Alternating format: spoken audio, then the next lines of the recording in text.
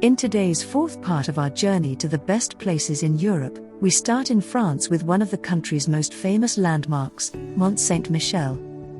We later move to the island of Corsica and from there cross over to Sardinia, also known as the Caribbean of the Mediterranean. We continue on the west side of Italy, visiting the Amalfi Coast and the world-famous island of Capri, among other places. Towards the end of our trip we will head north again via the fashion metropolis of Milan, the Baroque beauty of Turin and finally to one of Switzerland's landmarks, the Matterhorn.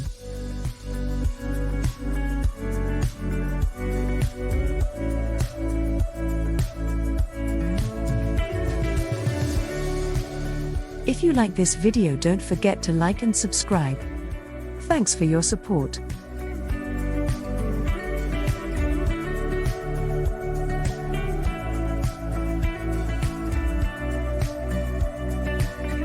Mont Saint-Michel impresses with a legendary silhouette, which is characterized by the abbey perched on the mountain. The first sacred building was commissioned as early as the 8th century, and construction of the monastery, which still stands today, began as early as 1017. In the Middle Ages, the island experienced its first heyday as a popular pilgrimage site. The faithful flocked here in droves. During the 100 Years' War, English enemies were never able to take the castle because mighty walls protected the abbey and inhabitants from invasion. During the French Revolution, the monastery was turned into a prison and was used for the detention of various opponents of the regime. It was not until Emperor Napoleon III that the village was restored to approximately the condition it is in now. Meanwhile, the island is the third most visited place in all of France. Only the Eiffel Tower in Paris and the Palace of Versailles attract more visitors. How impressive the small island is, you can already see well on photos. But if you then make your way up the embankment and the footbridge on foot, you almost feel in awe of this unique structure. Once inside the castle walls, a world of its own begins on the Grand Rue, which you may not find anywhere else.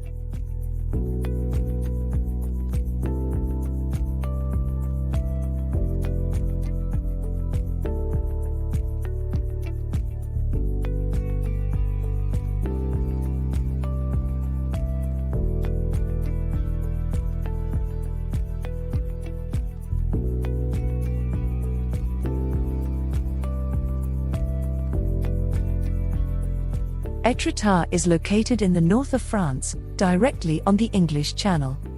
The small community and the cliffs of Etape are located at sea level in a valley opening of the over 100 kilometers long cliff coast between Dieppe and Le Havre, which is also called Alabaster Coast because of its bright color. From the first glimpse of the chalk cliffs of Etape, it becomes clear why numerous painters have always traveled to this place and set up their easels. Even famous artists such as Claude Monet and Edgar Degas were inspired by the bizarre rock formations in the 19th century.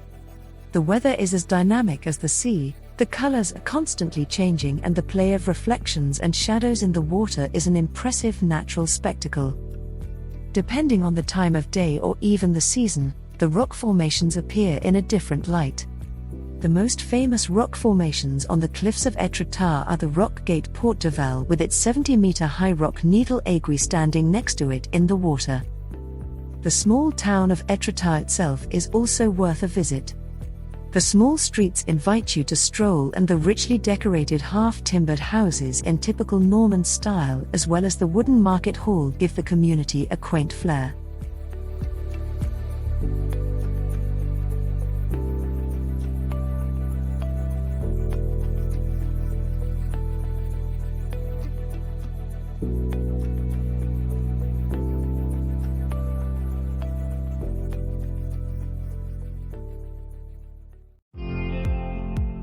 Corsica is the most mountainous, green and versatile island of the Mediterranean. Around 50 peaks over 2,000 meters high form its heart.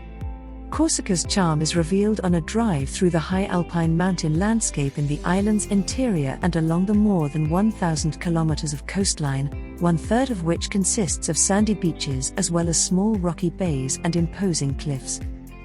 The island's capital, Ajaccio, in the island's west invites visitors to stroll around its colorful houses and impressive neoclassical splendorous buildings. Bonifacio's location on the edge of 60-meter-high chalk cliffs overhanging far into the sea is spectacular.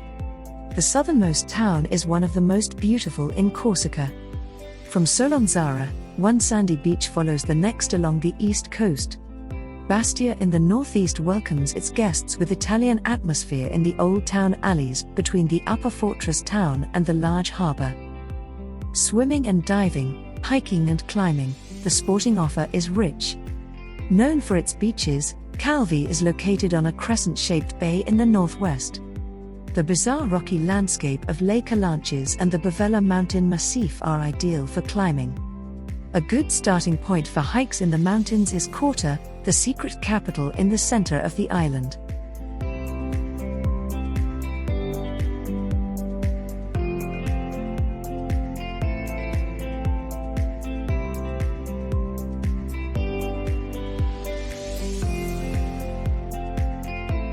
The autonomous Italian region of Sardinia is the second-largest island in the Mediterranean after Sicily and a dream vacation destination.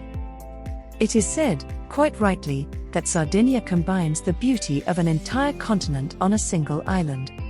The greatest attraction in Sardinia is undoubtedly its beaches. They are Caribbean in beauty, the sea is crystal clear, and the coral reefs off the coast delight snorkelers and divers. The variety of coastal scenery is absolutely fascinating. Definitely the star is the Costa Smeralda. It owes its beauty to the roundly polished granite formations, the sandy bays framed by pine trees and the clear, emerald-green shimmering sea. Hikers, climbers and cyclists are in their element in the hinterland, in the central Gennargentu mountains, on wide plateaus and in green valleys, from which isolated volcanic cones and table mountains rise. Numerous prehistoric monuments, including the giant tombs and tower constructions of the Nuragas and the remains of Phoenician and Roman settlements, make Sardinia an exciting terrain for friends of antiquity and early history. Sardinia's capital Cagliari invites you to stroll through the old Quartiere Verena at the harbour, the shopping street Corso Umberto in Olbia's old town for shopping.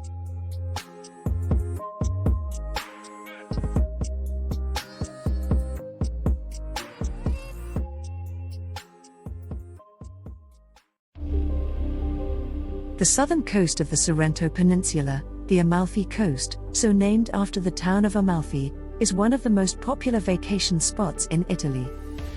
Rightly so, because the beauty of its steep rocky coast, in whose gorges and inlets lie small enchanting towns, is unique. However, each of these small towns has its own character and traditions.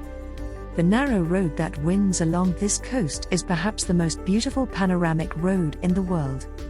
There are very few beaches here, however, and if there are, they are very small and usually crowded in the summer. In the center of the peninsula lies the Monte Latari mountain range, which is up to 1,440 meters high, and so hikers and mountain climbers will also get their money's worth here. The mountain range includes a nature reserve and belongs to the regional park Parco Regionale dei Monti Latari. From it, in good weather, you have a beautiful panoramic view over the Gulf of Salerno, the Gulf of Naples and Mount Vesuvius. The Amalfi Coast in the true sense is the approximately 40 kilometers between Vitry sul Mare in the east and Positano in the west. This stretch of coast has been a UNESCO World Heritage Site since 1997. To the east and west of the Amalfi Coast are the two larger cities of Salerno and Sorrento, which are a good starting point for excursions to the coast.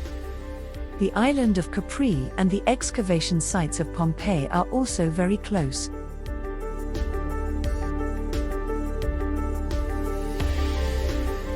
If you thought that the 10.4 square kilometer island of Capri off the coast of Naples is only for the rich and famous with a private jet and their own yacht, you were wrong. Vacationers from all over the world flock here all year round, because thanks to the mild climate, the island can be easily explored and enjoyed at any time of the year. For centuries, artists, writers and intellectuals, as well as powerful figures of contemporary history, have been drawn to this little island dream come true, located just 5 kilometers from the Italian mainland. Many are inspired and enchanted here. Among other things, the evergreen vegetation with beautiful citrus trees, grapevines, olive trees and the blooming, magnificent gardens that adorn the island are probably to blame. Many Italian vacationers only make a day trip to Capri, which is a shame, because the island is best experienced when the day tourists have turned their backs on it again. Let yourself be enchanted by the unique charm of Capri.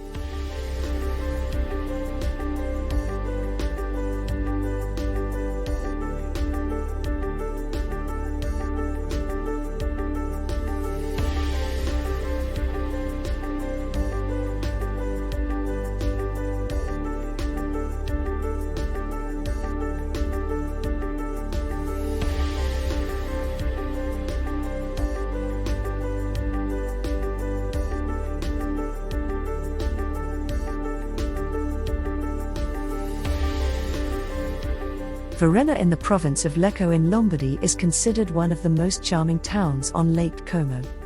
Situated on the eastern shore on a rocky spur, the small town delights with a Mediterranean lakeside promenade, winding alleys and picturesque fishermen's cottages. The origins of Verena can be traced back to ancient times through archaeological finds. The town was first mentioned in documents in the 8th century AD.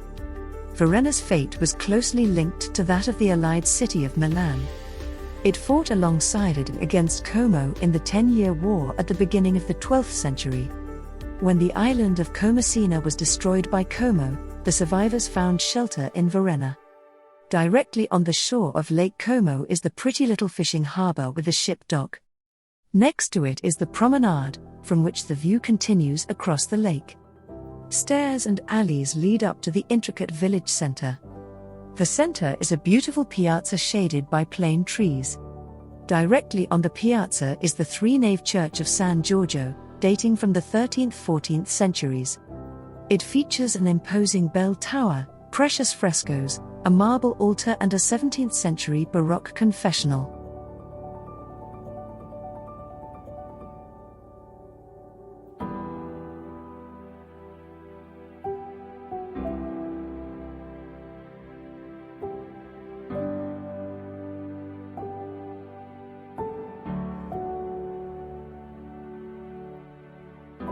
Culture, style and dolce vita, typically Italian attributes that are particularly important in Milan and celebrated with self-confident pride. No wonder, after all, as the economic engine of the nation and the cultural center of northern Italy, the second largest city in Bella Italia is something of a second, unofficial capital alongside Rome. The metropolis with 1.4 million inhabitants combines art, culture and cosmopolitan flair in a fascinating way and is therefore an ideal destination for a city trip. The landmark of the city is undoubtedly the Milan Cathedral, one of the highlights of Milan sightseeing. As soon as you approach the architectural masterpiece made of marble, you will realize that this church is not for nothing one of the most breathtaking cathedrals in Europe. The imposing building with its impressive decorations, statues and towers made of Baroque and Neo-Gothic style elements attracts thousands of visitors every year. Besides all the splendor, the cathedral has another special feature. Because you have the opportunity to walk on the roof, either via a staircase or an elevator, and enjoy breathtaking views of the city.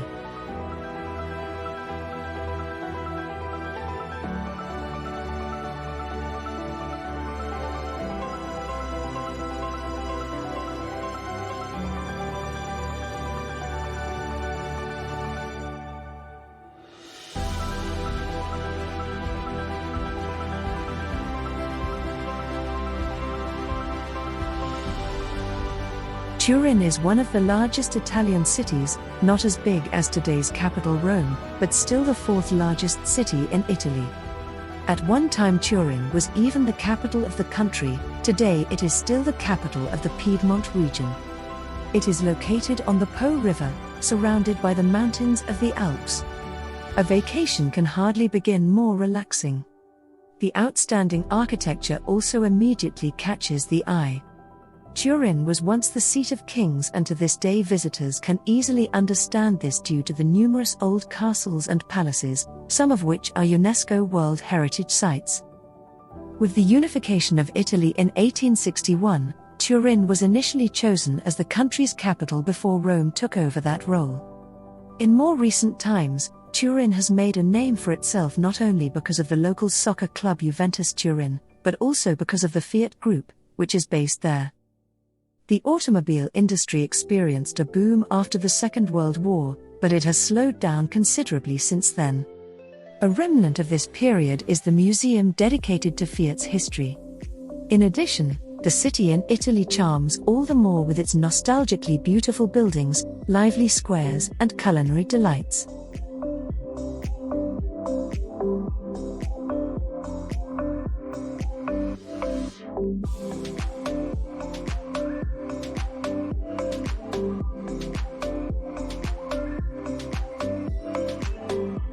Zermatt is one of the most famous tourist resorts in Switzerland.